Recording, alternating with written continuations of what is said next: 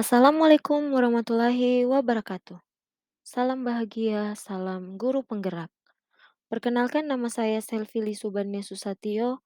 Saya CGP Angkatan 5 dari SMP Negeri 3 Buntu Pepasan, Kabupaten Toraja Utara. Pada kesempatan kali ini, saya akan memaparkan tugas dari modul 1.1.a.6, yaitu demonstrasi kontekstual pemikiran filosofis Ki Hajar Dewantara. Ki Hajar Dewantara dikenal dengan nama kecil Raden Mas Suwardi Suryaningrat. Beliau adalah seorang aktivis pergerakan kemerdekaan, politisi, dan pelopor pendidikan bagi kaum pribumi sejak zaman kolonial. Beliau juga merupakan pendiri Taman Siswa Yogyakarta pada tahun 1922 dan merupakan Menteri Pendidikan pertama di Indonesia. Kiprahnya dalam memajukan anak bangsa membuat hari lahir Ki Hajar Dewantara dijadikan sebagai Hari Pendidikan Nasional. Apa saja pemikiran filosofis Ki Hajar Dewantara dalam dunia pendidikan? Yang pertama, dasar pendidikan Ki Hajar Dewantara adalah menuntun. Ki Hajar Dewantara menjelaskan bahwa tujuan pendidikan yaitu menuntun segala kodrat yang ada pada anak agar mereka dapat mencapai keselamatan dan kebahagiaan yang setinggi-tingginya, baik sebagai manusia maupun sebagai anggota masyarakat. Oleh karena itu, pendidik itu hanya dapat menuntun tumbuh atau hidupnya kekuatan kodrat yang ada pada anak agar dapat memperbaiki lakunya hidup dan tumbuhnya kekuatan kodrat anak. Dalam proses menuntun, anak diberi kebebasan, namun pendidik sebagai pamong dalam memberi tuntunan dan arahan agar anak tidak kehilangan arah dan membahayakan dirinya. Hal ini sejalan dengan konsep trilogi pendidikan yang disampaikan oleh Ki Hajar Dewantara. Yang pertama, Ingersa Sungtulodo. Guru harus bisa memberi contoh yang baik dalam perkataan dan perbuatan. Seorang pendidik harus bisa memberi teladan atau contoh tindakan yang baik, setidaknya mengenai hal yang diajarkannya. Yang kedua, Ing Madya Mangunkarsa.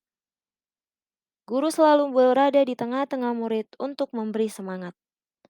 Yang ketiga, Tutwuri Handayani. Guru harus bisa memberi dorongan dan arahan. Inilah tugas utama guru sebagai motivator, bagaimana seorang guru dapat menumbuhkan, mengarahkan, dan memberi motivasi agar siswa dapat memanfaatkan potensi yang dimiliki secara tepat sehingga mereka dapat lebih tekun belajar untuk mencapai cita-citanya.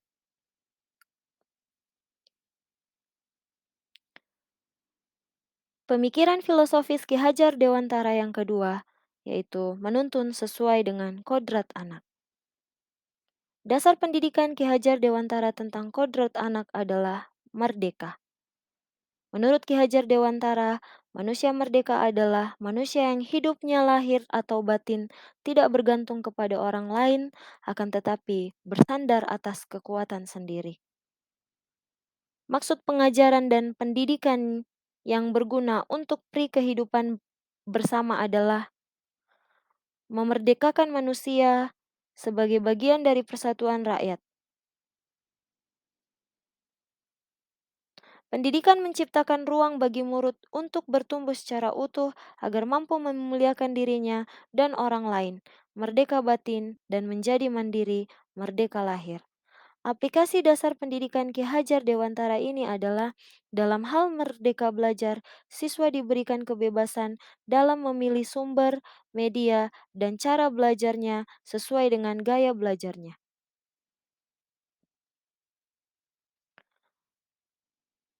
Menurut Ki Hajar Dewantara, salah satu kodrat anak adalah bermain.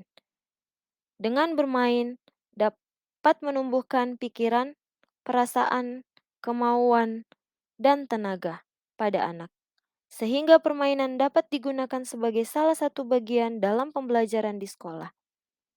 Aplikasinya dalam pendidikan saat ini adalah dengan menerapkan permainan dalam proses pembelajaran, seperti congklak, gobak sodor, tebak-tebakan, dan kuis. Pemikiran filosofis Ki Hajar Dewantara yang ketiga adalah pendidikan yang berpihak pada anak. Ki Hajar Dewantara mengatakan, pendidikan yang berpihak pada anak adalah bebas dari segala ikatan, dengan suci hati mendekati sang anak, bukan untuk meminta sesuatu hak, melainkan untuk berhamba pada anak. Arti kalimat ini adalah pendidikan yang berpihak pada anak merupakan pendidikan yang berpusat pada anak. Sebagai pusat pembelajaran, kebutuhan anak harus terpenuhi. Anak perlu merasa aman, nyaman, berharga, dicintai, dan dipahami. Perasaan tersebut mampu mendorong munculnya minat dan kesadaran untuk belajar. Setelah tumbuh motivasi belajarnya, anak perlu hal yang menyenangkan dalam belajar. Dalam arti lain, pendidikan yang berpihak pada anak adalah anak sebagai subjek pendidikan dan guru mengarahkan anak sesuai dengan potensinya.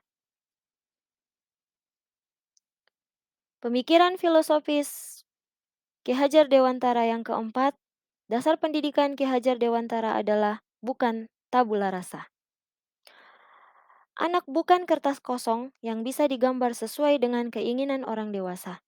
Di sini sangat jelas bahwa setiap anak sudah memiliki potensi di dalam dirinya, baik itu potensi yang luhur maupun potensi yang buruk.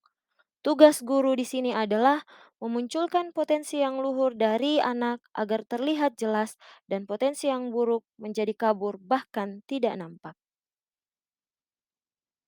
Pemikiran filosofis Ki Hajar Dewantara yang kelima adalah budi pekerti. Menurut Ki Hajar Dewantara, budi pekerti atau watak atau karakter adalah bersatunya antara gerak pikiran, perasaan, dan kehendak atau kemauan sehingga menimbulkan semangat. Budi pekerti juga dapat diartikan sebagai perpaduan antara cipta, karsa, sehingga menciptakan karya.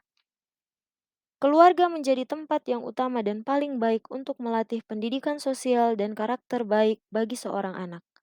Keluarga merupakan tempat bersemainya pendidikan yang sempurna bagi anak untuk melatih kecerdasan budi pekertinya. Keluarga juga merupakan sebuah ekosistem kecil untuk mempersiapkan hidup anak bermasyarakat dibanding dengan institusi pendidikan lainnya. Budi pekerti melatih anak untuk memiliki kesadaran diri yang untuk menjadi dirinya dan kemerdekaan orang lain. Pemikiran filosofis Ki Hajar Dewantara yang keenam adalah pendidik diibaratkan sebagai seorang petani. Menurut Ki Hajar Dewantara, pendidikan adalah tempat persemaian benih-benih kebudayaan dalam masyarakat. Beliau memiliki keyakinan bahwa untuk menciptakan manusia Indonesia yang beradab, maka pendidikan menjadi salah satu kunci utama untuk mencapainya. Pendidikan dapat menjadi ruang berlatih dan bertumbuhnya nilai-nilai kemanusiaan yang dapat diteruskan atau diwariskan. Seorang petani pada hakikatnya sama kewajibannya dengan seorang pendidik yang menanam padi misalnya. Seorang petani hanya dapat menuntun tumbuhnya padi, ia dapat memperbaiki kondisi tanah, memelihara tanaman padi, memberi pupuk dan air, membasmi ulat-ulat atau jamur-jamur yang mengganggu hidup tanaman padi, dan lain sebagainya. Meskipun pertumbuhan tanaman padi dapat diperbaiki, tetapi ia tidak dapat mengganti kodrat iradatnya padi. Misalnya, ia tak akan dapat menjadikan padi yang ditanamnya itu tumbuh sebagai jagung. Selain itu, ia juga tidak dapat memelihara tanaman padi tersebut seperti hanya dengan cara memelihara tanaman kedelai atau tanaman lainnya. Memang benar, seorang petani dapat memperbaiki keadaan padi yang ditanam, bahkan ia dapat juga menghasilkan tanaman padi itu lebih besar daripada tanaman yang tidak dipelihara, tetapi mengganti kodrat padi itu tetap mustahil. Maknanya adalah pendidik tidak dapat mengubah anak menjadi bukan dirinya sendiri, tetapi harapannya anak tumbuh sesuai dengan potensi yang dimilikinya. Demikianlah pendidikan itu, walaupun hanya dapat menuntun, akan tetapi faedahnya bagi hidup tumbuhnya anak-anak sangatlah besar.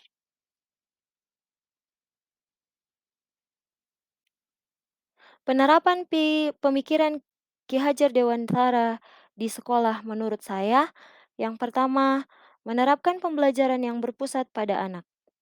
Pendidik harus memperhatikan minat, bakat, dan potensi siswa, karena masing-masing siswa memiliki potensi, minat, dan bakat yang berbeda-beda. Yang kedua, merancang proses pembelajaran yang menyenangkan. Pendidik harus memiliki kemampuan merancang dan membuat suasana dan kondisi belajar yang menyenangkan agar proses pembelajaran yang dilakukan bermakna. Yang ketiga, memberi teladan dan contoh yang baik kepada anak. Pendidik sebagai penuntun harus mampu memberi teladan dan contoh yang baik setidaknya mengenai hal yang diajarkannya. Tantangan yang dihadapi dalam penerapan pemikiran Ki Hajar Dewantara menurut saya yaitu yang pertama, sulitnya mengidentifikasi dan memahami karakter peserta didik, dalam hal ini keberagaman siswa. Yang kedua, tidak mudah membuat proses pembelajaran yang berpihak pada anak, merdeka belajar. Yang ketiga, sulitnya mengubah kebiasaan mengajar. Solusi yang bisa eh, saya berikan sehubungan dengan tantangan yang dihadapi dalam penerapan pemikiran filosofis Ki Hajar Dewantara. Yang pertama, berusaha belajar memahami karakter peserta didik yang tidak sama rata dengan cara melakukan pendekatan individu dan survei karakter. Yang kedua, secara perlahan menyusun, merancang, dan melaksanakan pembelajaran yang berpusat pada murid dengan melakukan diskusi dan kolaborasi dengan teman sejawat baik di dalam maupun di luar MGMP. Yang ketiga, secara perlahan melakukan perubahan dalam merancang proses pembelajaran yang lebih menarik dan menyenangkan sehingga pembelajaran yang dilakukan menjadi bermakna. Demikianlah demonstrasi kontekstual terkait pemikiran filosofis Ki Hajar Dewantara. Sekian dan terima kasih. Salam bahagia.